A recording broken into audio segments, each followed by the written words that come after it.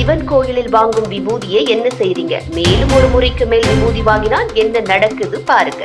சமஸ்த பிரபஞ்சத்தையும் தன்னுள் அடக்கிக் கொண்டிருக்கும் பரம்பொருள் தான் சிவபெருமான். அவர் மீது கொண்ட பக்தி ஒருவரின் அகத்தை சுத்தப்படுத்தும் புனிதம். சிவபெருமானின் சக்தி திருநீராக நமக்கு தரப்படுகிறது. அந்த திருநீரு பசியையும் பேராசையையும் அழிக்க வல்லது. நம் வாழ்க்கையில் எது இழக்கின்றோமோ அதற்கு அப்பாற்பட்ட நித்திய உண்மையை நினைவூட்டும் புனித பொடிதான் அது.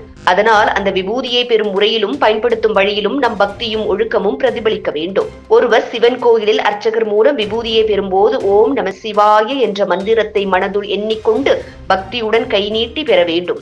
விபூதியை ஒரே முறை மட்டுமே வாங்க வேண்டும். அதற்கு மேல் வாங்குவது வேண்டாம். எடுத்த விபூதியை இடம் மாற்றாமல் நேரடியாக நெற்றியில் பூச வேண்டும். ஏனெனில் விபூதி என்பது சக்தி வாய்ந்த புனித பொருள் என்பதை கவனத்தில் கொள்ள வேண்டும். விபூதியை நெற்றியில் பூசுவதற்குள் தலையை சுத்தமாக துடைத்துவிட்டு நன்றாக கரங்களால் தூக்கி நெற்றியில் 3 கோடுகளாக பூச வேண்டும். நெற்றியில் திருநூறு பூசுவது ஒரு சைவ மரபு சின்னமாகும். பூமியில் விழுந்த விபூதியை எடுத்து பூசக்கூடாது. அதுவும் புனிதம் இழந்ததாக கருதப்படுகிறது. பூமியிலோ காலில் மிதித்தோ அலட்சியமாக வைத்தோ அதனை கையாளக்கூடாது. சிவன் கோயிலில் பெற்ற விபூதியை வீட்டிற்கு கொண்டு செல்லும் போது பொதுவாக அதனை பரிசுத்தமாக கையாள வேண்டும். அதை வீட்டு சமையல் இடங்களிலும் கழிவறையிலும் தவறான இடங்களிலும் வைக்கக்கூடாது. விபூதியை வீடு கொண்டு வந்து சேரும் எல்லோரும் பக்தியுடன் பயன்படுத்த வேண்டும். நன்றாக மூடிய ஒரு பாட்டிலில் வைக்க வேண்டும். பெரும்பாலான மக்கள் வீடுகளுக்கு கொண்டு வந்து நேர்மறை சக்திக்கான சின்னமாக அதை பராமரிக்கிறார்கள். விபூதியை பெறுவது சாமானிய நிகழ்வு அல்ல, அது ஒரு ஆன்மீக அனுபவம். நாம் விபூதியை எப்படி பெறுகிறோம், எப்படி கையாளுகிறோம் என்பது நம் பக்தியை பிரதிபலிக்கும். விபூதி எப்போது எப்படி பயன்படுத்த வேண்டும் என்பதை அறிந்து அதனை மரியாதையுடன் செயல்படுத்தும் போது இறைவனின் அருள் நம்மில் நிலைத்து நிற்கும்.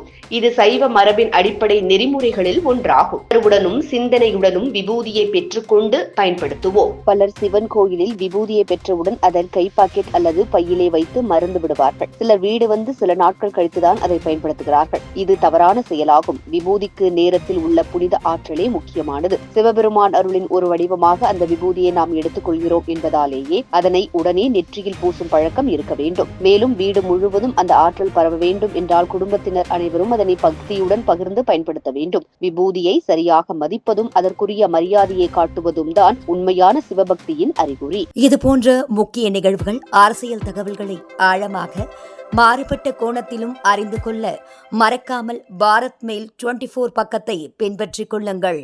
உங்கள் ஒவ்வொரு ஆதரவும் இது போன்ற பல நிகழ்வுகளின் பின்னணியை அறிய உதவும்.